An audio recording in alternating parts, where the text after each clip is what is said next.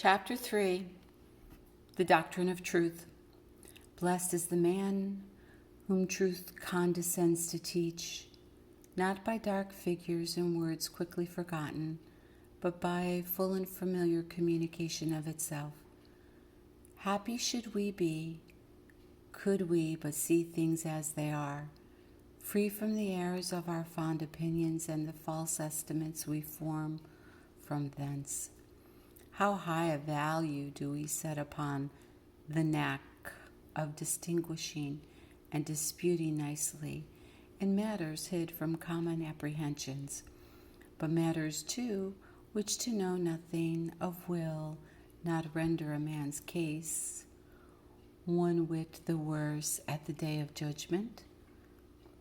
Egregious and elaborate folly, which overlooks useful and necessary points as things not worthy our regard, and bends our industry to find out those which either turn to no account or what is worse than none. Thus, taking pains to be ignorant at last and verifying in our own selves the prophet's description of the heathen idols which have eyes and yet not see. Why should we then, with such eager toil, strive to be masters of logical definitions? Or what do our abstracted speculations profit us?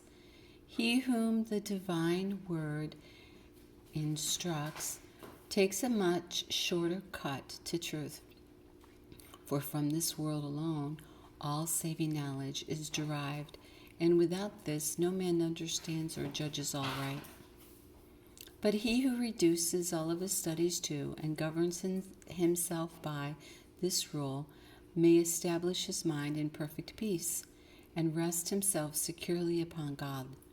O thou whose very essence is truth, unite me to thyself in perfect love. The variety of other subjects tires and distracts my soul. In thee alone I find the sum of all my wishes and desires. Should all of our teachers be forever dumb, and this great volume of the creatures continue shut to us, we might dispense with all the rest, if thou wouldest vouchsafe thine own information and teach us by thyself.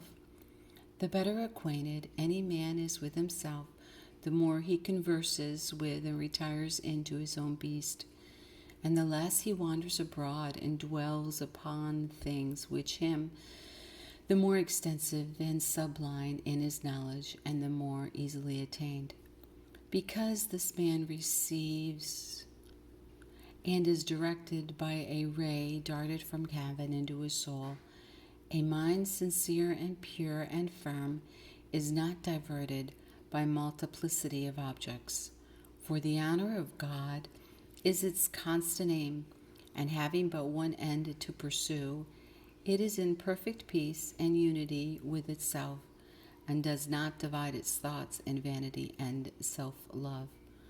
For what can be a greater hindrance than our own ambitious and ungoverned passion? A truly good and pious man first orders and disposes all his business regularly before he enters upon the execution of any design. He suffers no vicious inclination to divert him, but makes every undertaking submit to the dictates and reasons and religion. The sharpest as well as noblest conflict is that wherein we labor to gain a conquest over ourselves. And this should be our principal and constant care, to get ground every day by bringing our passions more and more under and becoming more masterly proficients in virtue and goodness. Nor may we suppose any degree of virtue so exalted that it should cease to be a state of proficiency, for such is the condition of mortals, that their utmost possible perfection in this life is ever embased with an alloy of imperfection, and their brightest notions are clouded with some confusion and obscurity. But in the study of ourselves, we are best capable of avoiding mistakes. Therefore, a true sense of what we are, and that humility which cannot but proceed from such a sense, is a surer way of bringing us to God than the most laborious and profound inquiries after knowledge. Not the learning is in its own nature blamable, for the understanding of anything whatsoever, considered simply and as it really is, ought to be acknowledged, commendable, and good, the gift and ordinance of God. But the danger is when we give this the precedence in our esteem before things abundantly better. I mean, a good conscience and a virtuous conversation. The true reason, then, why, in an age where learning is had and universal admiration, so little profit is made, and both error and vice do notwithstanding so wretchedly abound, is in truth no other than that men generally mistake their main business in proper excellence. They'd rather cultivate their parts than their manners, and account it a greater accomplishment to know much than to live well. Oh, would men but bestow half the pains in rooting out vice and planting virtue in its stead, which they are content to throw away upon captious and unprofitable questions, and the opposition of science, falsely so called, what a blessed reformation should we see? Then would not the vulgar and meaner sort abandon themselves to such a scandalous, brutish, and abominable wickedness, nor would the man of sense and learning and quality continue so profligate and dissolute in the manners and blemish as they do their honor and attainments with shameness and lasciviousness and impurities. Surely this could not be, did men but consider at all that a day of judgment there would come, wherein measures will be taken very different from ours, when the inquiry upon which our affairs must all turn will be not how much we have heard or read, but how much we have done. Not how eloquent our expressions, but how pure and devout our lives. How much our manners, not our capacity or breeding or wit or rhetoric, distinguished us from common man. But if the credit and honor of the thing were the only consideration, yet even thus, where is the fruit of all this mighty toil?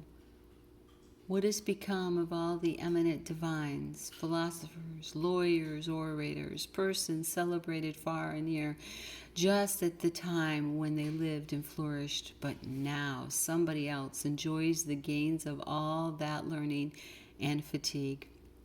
And 'tis odds whether he that lives upon their labors even so much as sends one thought after them.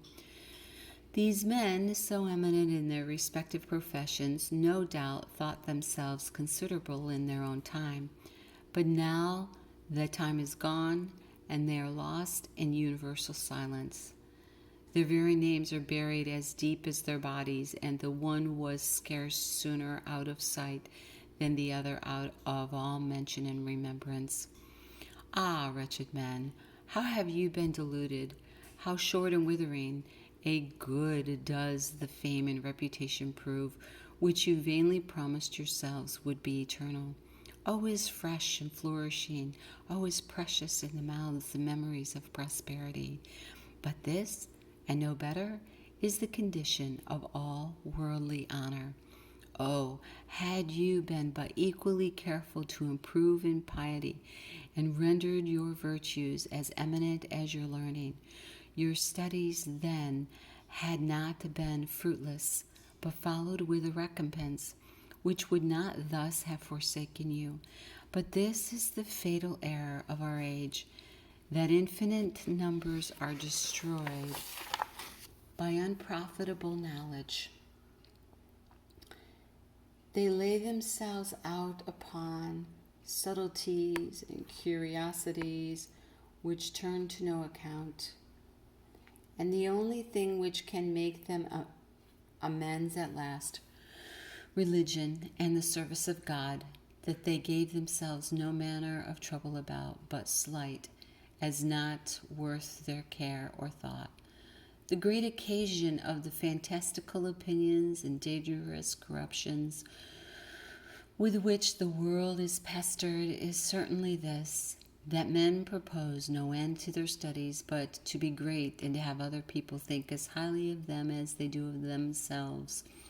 And because of all things they detest humility and a submission to truth, God gives them the due reward of their vanity and suffers them to be seduced by their own absurdities and imaginations.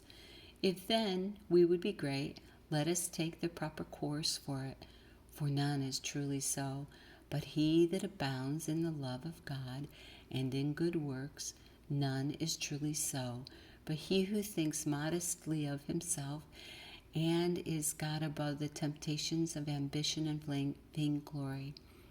The man who is wide to purpose counts all that this world can boast of but dross and dung, that he may win Christ.